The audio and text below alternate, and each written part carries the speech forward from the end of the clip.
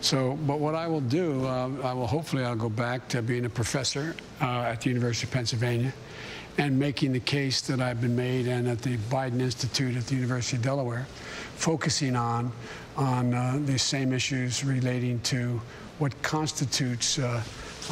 Did he just say if he doesn't win, he's going to go back to being a professor? Because, dude, man, if you don't win, just go back to being a private citizen and enjoy your retirement, man. Down to Claymont, Delaware, and in Delaware we have the 8th largest black population. That's exactly right. It was an epiphany. Pumpkin, are you a fan of Kamala? I got deeply involved. I'm no great shakes. I don't mean I wasn't John Lewis. I don't mean to imply that. But it's the thing that's motivated. My dad used to have an expression, for real. He said, everyone's entitled to be treated with dignity. Everybody. And it was real. Everybody is. And so whether I'm a defeated candidate for president back teaching or I'm elected president, it is a major element of everything that I'm about. Because he's really handsome when he smiles. You know that, right? This is every single solitary generation. The dial has moved closer and closer and more to inclusion. And we are a country that is a country of... Exactly. You should be. Years ago, indigenous people, and everyone else is an immigrant. And her corporate ties. A diverse country. And unless we are able to treat people equally, we're just never going to meet our potential. But overall, I agree with you. Like, all she's doing is, like, she's a woman and she ain't taking any shit. People don't like that. You're not hearing me race baiting. You're not hearing me dividing. That's what I mean when I talk about misogyny. Bring people together. Just because a woman won't take your shit doesn't make her a horrible loudmouth. We better be able to do it again. Agreed. We better be able to do it again. Mr. Vice President, if you lose, what will that say to you? Here's Smokey. Well, it could say that I'm a lousy candidate and I didn't do a good job. But I think, I hope that... I'm coming around to the fact that it's not about trusting anybody. Racial. I have more sway in the Democratic Party. And one of the reasons why Republicans have been able to remain in power, despite the fact of how shitty they are, is because their voters will vote for them no matter what. The way he does better if he splits us. There's division.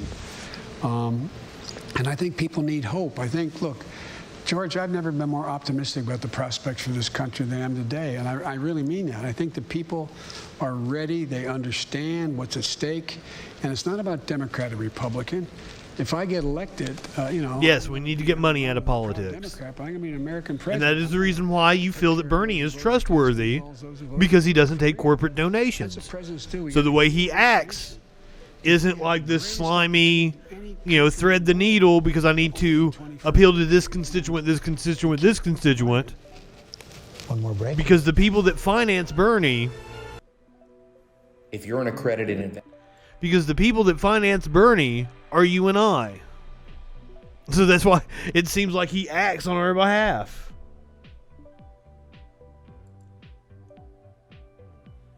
I figured this would be off at 8:30, 9:30 Eastern.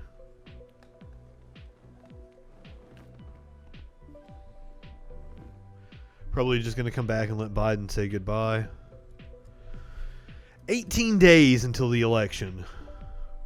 Now, even if, like, it's kind of 50-50. Like, will we know that Biden is the president on election night, or will it be a couple of nights a week out before we know that Biden is the president? That's kind of where we're at the moment.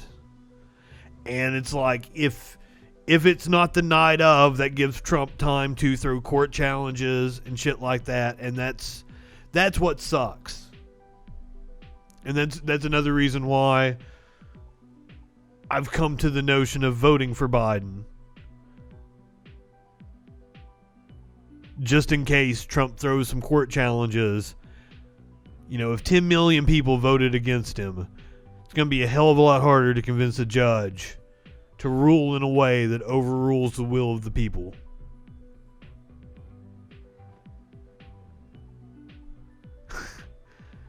If only. I'm rooting for a Bernie RKO out of nowhere. I don't think it's going to happen.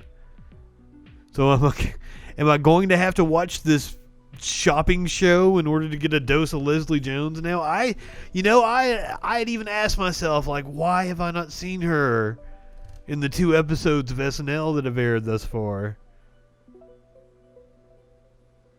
Apparently she's doing some game show on another network.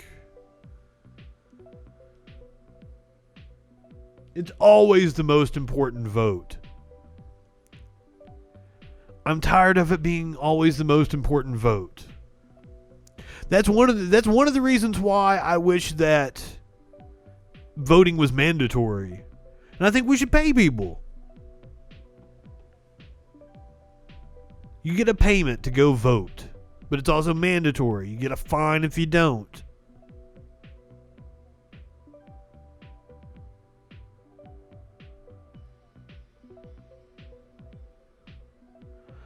You like stuff like that. What do you call that? Well, I mean, Leslie Jones is always good, so I'm of course she's going to have some good quips and shit. Brain rot. That's what people call that kind of TV. Shit that you don't have to think about when you're watching it. See, that's why I don't watch much TV, is because all the stuff that I want to watch is stuff that you have to actually sit down and focus on. It's hard for me to focus. And that's another people's attention span. That's why streaming is getting big. People like having a stream on in the background.